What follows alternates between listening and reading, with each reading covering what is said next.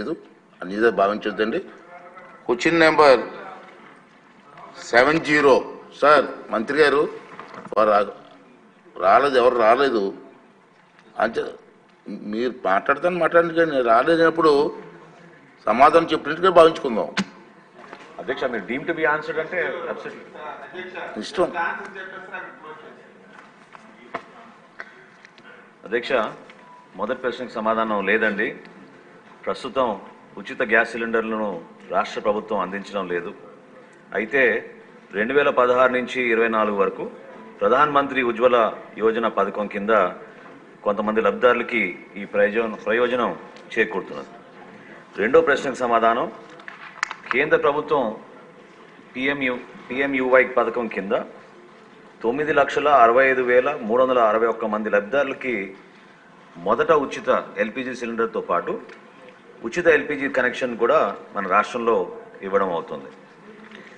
అధ్యక్ష ఎన్డీఏ కూటమిలో భాగంగా మేము ఇచ్చిన మేనిఫెస్టోలో ఖచ్చితంగా మహిళలకి ఉచిత గ్యాస్ సిలిండర్ల గురించి ప్రస్తావించాం.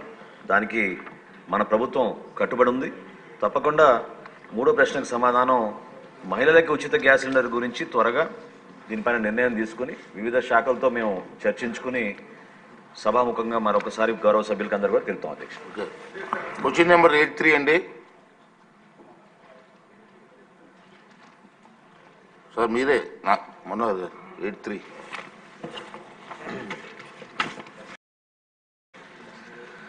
థ్యాంక్ యూ అధ్యక్ష. నిన్న గౌరవ ముఖ్యమంత్రి గారు గవర్నర్ ప్రసంగంలో రాష్ట్రంలో ఉన్న ఆర్థిక పరిస్థితి గురించి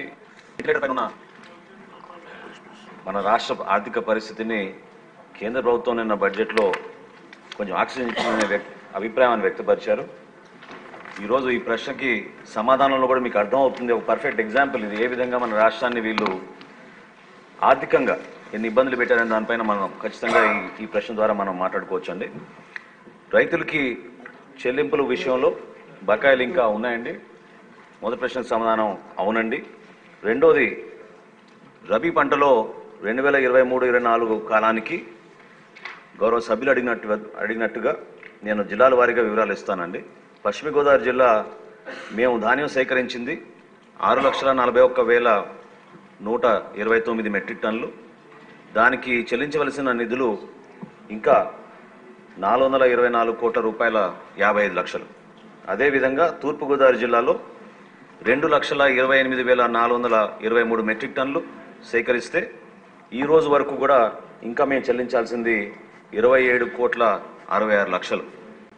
ఏలూరు జిల్లాలో 2,01,369 మెట్రిక్ టన్నులు ధాన్యం సేకరిస్తే చెల్లించాల్సింది 47 కోట్ల 53 లక్షలు.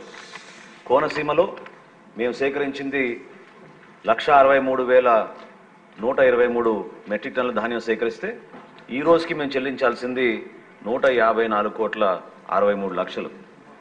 కాకినాడ జిల్లాలో మేము ధాన్యం సేకరించింది 25,982 మెట్రిక్ టన్నులు అయితే ఈ రోజుకి మేము చెల్లించాల్సింది 9 కోట్ల 49 లక్షలు. బాపట్ల జిల్లాలో 4,981 మెట్రిక్ టన్నులు మేము సేకరిస్తే ఈ రోజుకి చెల్లించాల్సింది 10 కోట్ల 54 లక్షలు.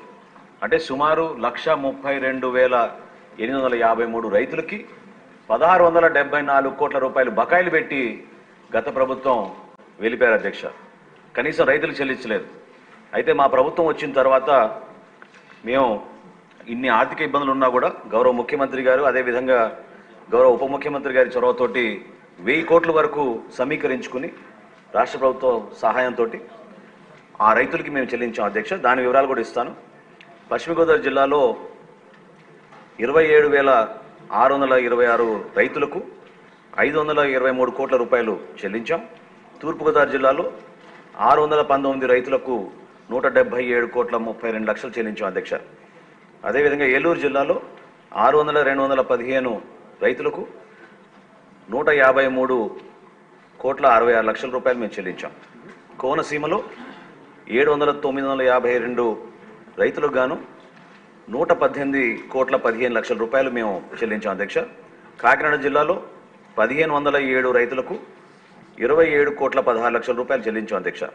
బాపట్ల జిల్లాలో 48 రైతులకు 42 లక్షల రూపాయలు మేము చెల్లించాం అధ్యక్ష.